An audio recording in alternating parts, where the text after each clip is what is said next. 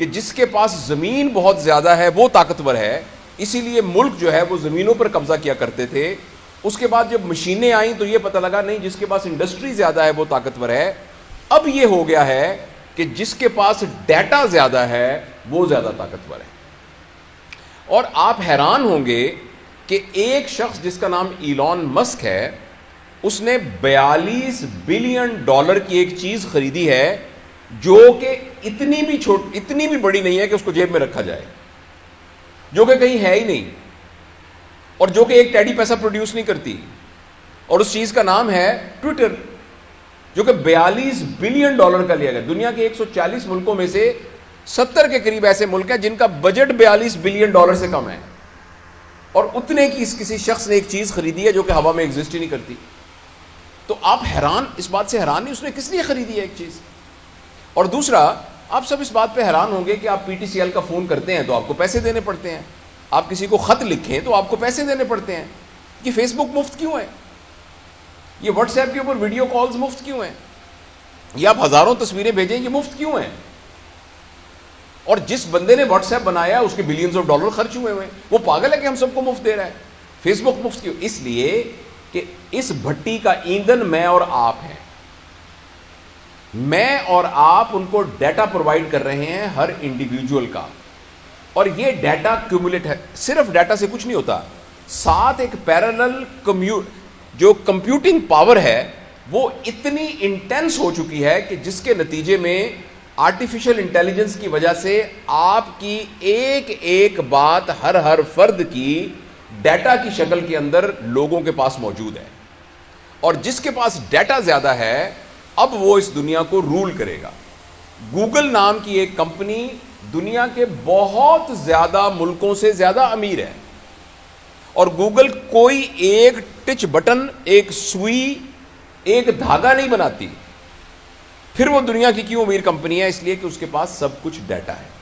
لہٰذا پہلے جب انسان ایک ڈیوائن گائیڈنس کے ذریعے اپنی زندگی گزارتا تھا، پھر اس کے ذہن میں آیا کہ جو مجھے اچھا لگتا ہے میں نے ویسے زندگی گزارنی ہے.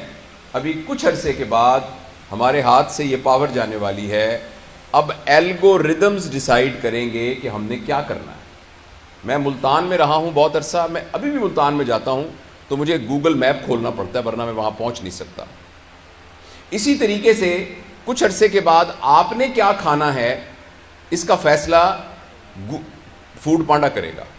آپ نے کون سی کتاب پڑھنی ہے اس کا فیصلہ امیزون کرے گا. اسی طرح آپ نے کس پارٹی کو ووٹ دینا ہے اس کا فیصلہ کوئی گوگل پالیٹکس فار ایگزامپل وہ کرے گا.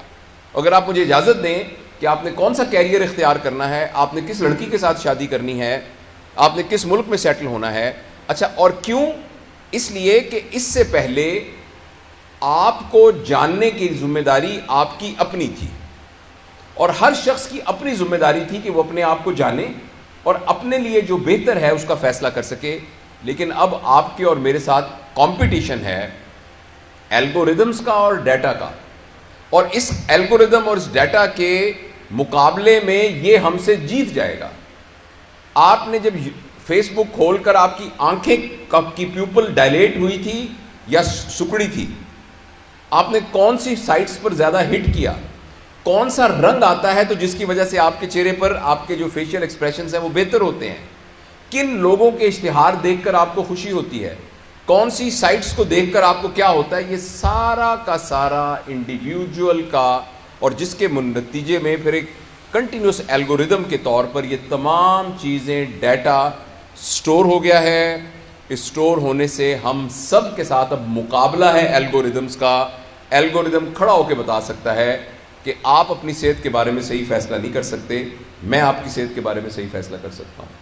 مجھے پتہ ہے آپ کے کھانے کا پیٹرن کیا ہے، کیونکہ ابھی کچھ لوگوں نے تصویریں جب کھانا اگر کھائیں گے تو کر کے فیس بک پہ لگا دی ہوں گی.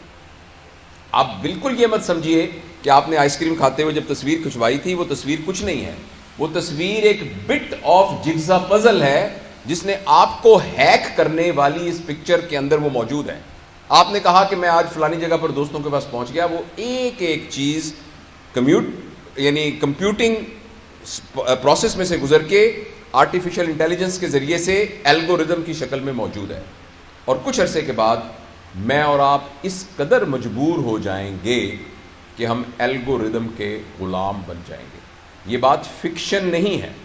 میں آپ کے ساتھ یہ بات بہت سیریسلی شیئر کرنا چاہتا ہوں. اگر اس سلسلے میں ہم نے فوری طور پر کچھ نہ کیا اور آپ سے میں بات اس لیے کر رہا ہوں کہ آپ پوٹینشیل پیرنٹس ہیں. جو لوگ 30 سال کے، 40 سال کے، 50 سال کے یا میری عمر کے، سر کی عمر کے ہو گئے ہیں، ہم سب پتھروں کی سلیں بن چکی ہیں.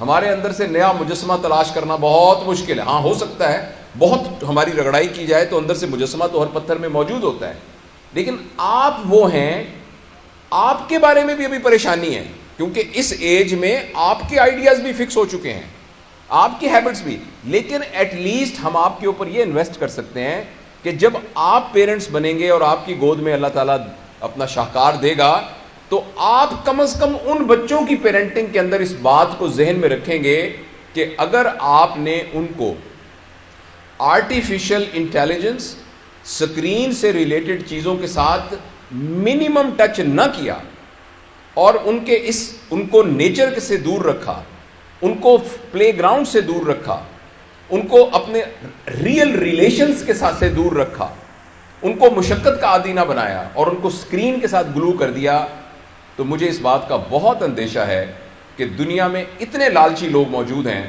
کہ وہ ایک ایسی سائبر ورلڈ کریٹ